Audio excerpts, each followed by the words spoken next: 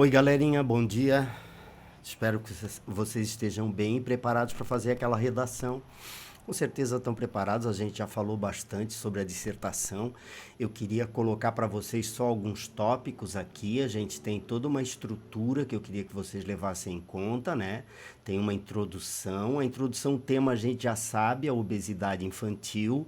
A tese ou a opinião que vocês vão dar sobre esse problema, vocês vão ter que considerar primeiro quais são as causas, por que esse problema acontece, né? Então ele acontece às vezes por hábitos alimentares, às vezes é um problema genético, às vezes é um problema psicológico, às vezes é um problema mesmo físico, né, de ordem genética. Aí vocês têm lá nos textos 1, 2 e 3 bastante orientação sobre isso. Tenho certeza que vocês, a partir da leitura dos textos, vão conseguir completar ou conseguir concluir uma boa opinião sobre esse tema, uma boa tese sobre esse tema. E depois tem dois enfoques aqui. O que eu vou pedir para vocês, que eu acho que é a forma mais fácil de trabalhar uma dissertação argumentativa, é ver quais são as causas do problema e ver quais são as consequências desse problema.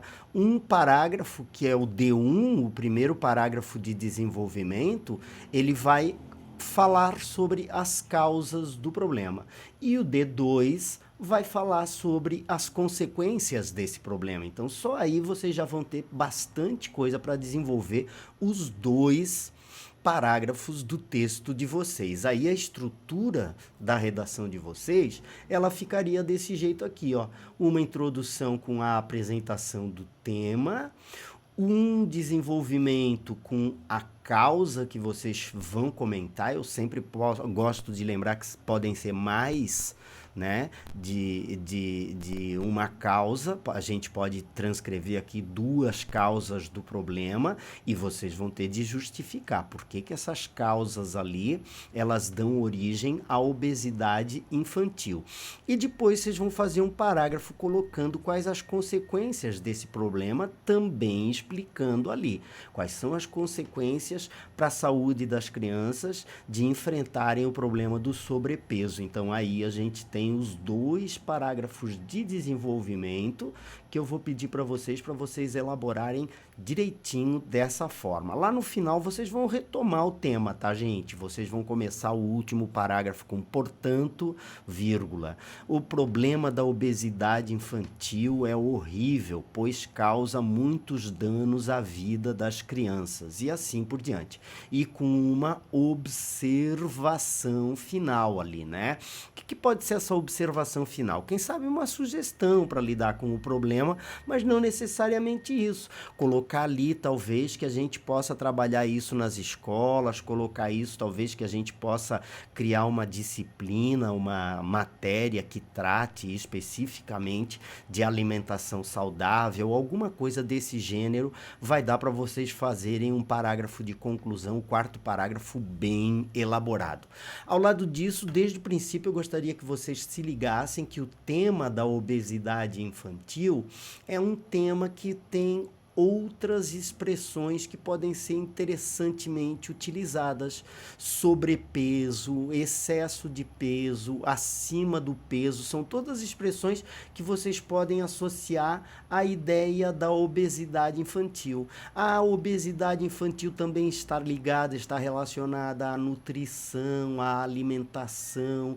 A obesidade infantil também está ligada ao crescimento, ao desenvolvimento das crianças e não se esqueçam também da vida social. Afinal, todas as crianças que têm um problema como esse têm uma vida social abalada. Quais são os efeitos, né? Quais são as consequências sobre a vida social da criança que é obesa? Tá?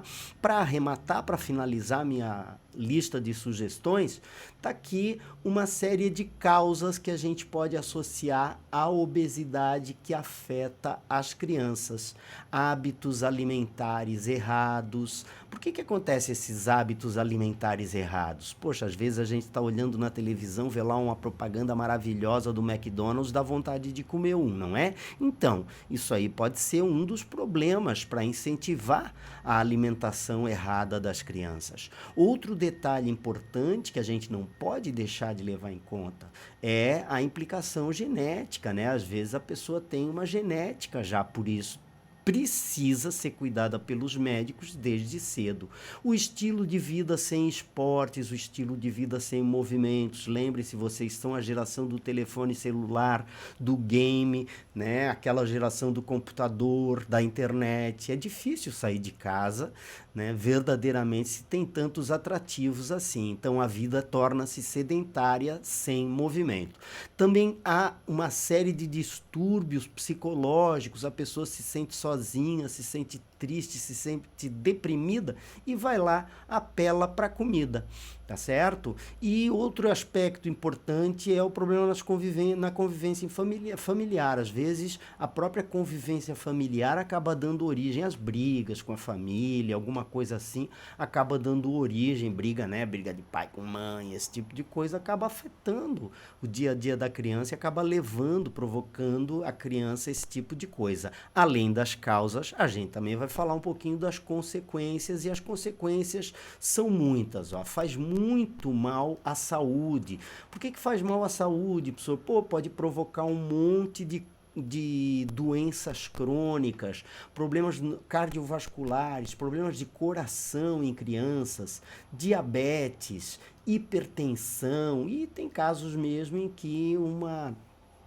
obesidade provoca o câncer, né? Ela prejudica o crescimento, o desenvolvimento infantil, a criança não pode fazer os mesmos movimentos que gostaria de fazer, ela impossibilita a prática de esportes, a obesidade provoca mal-estar, calor, problemas respiratórios, a obesidade dificulta o convívio social, claro, a gente sabe, muito frequentemente acontece o bullying por causa disso, há restrições físicas para acompanhar os outros estudantes nas atividades e assim por diante.